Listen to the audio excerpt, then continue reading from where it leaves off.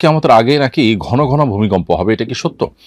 উত্তর হলো, কিয়ামতের আগে ভূমিকম্পের পরিমাণ বেড়ে যাওয়ার বিষয়টি বিভিন্ন হাদিসের আলোকে সুপ্রমাণিত। ওতাকসুরু জিলজাল, কিয়ামতের আগে ভূমিকম্পের পরিমাণ বেড়ে যাবে, এটি হাদিসের আলোকে সাব্যস্ত হয়েছে। অতএব পৃথিবীর বিভিন্ন প্রান্তে ভূমিকম্পের পরিমাণ বেড়ে যাওয়া, এটার পেছনে বিভিন্ন বৈজ্ঞানিক তত্ত্ব এবং গবেষণা আছে, থাকতে পারে, কিন্তু এর যে অন্তর্নিহিত কারণ সেটি হাদিসে ১৫০০ বছর আগে তিনি বলেছেন। আজকে যে বৈজ্ঞানিক গবেষণা বা তত্ত্বগুলো আমরা পাচ্ছি, সেগুলো নবী সাল্লাল্লাহু আলাইহি ওয়াসাল্লামের সময় ছিল না, মানুষ সেটি জানতো না, কিন্তু তিনি যেটা বলেছেন সেটি কিন্তু অক্ষরে অক্ষরে খাটছে। এটি বরং নবী সাল্লাল্লাহু আলাইহি ওয়াসাল্লামের নবুওয়াতের সুস্পষ্ট একটি দলিল এবং প্রমাণ। বিধায় আমাদের সতর্ক হওয়া উচিত। এর পাশাপাশি কিয়ামতের আগে আপনার অনেক বেশি অস্বাভাবিক মৃত্যু হবে পৃথিবীতে, অস্বাভাবিক মৃত্যুর হার বেড়ে যাবে, সেটিও কিন্তু বলা হয়েছে এবং সেটাও কিন্তু আমরা দেখতে পাচ্ছি।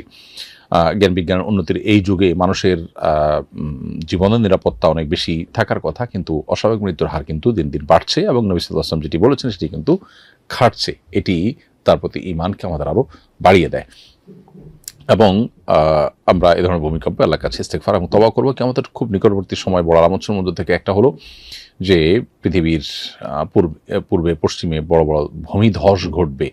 সেটা যে কোনটাকে ইন্ডিকেট করা হলো বা কোন ঘটনাকে বলা হয়েছে, সেটা আদৌ আপনার আমরা চিহ্নিত করাটা এটা জটিল এবং কঠিন কাজ। কিন্তু কিয়ামতের আগে বিভিন্ন আকারের ভূমিকম্প পৃথিবীতে বাড়বে, এটি সত্য। হাদিসে কিয়ামতের আগে এরকমটি ঘটার কথা বলা হয়েছে।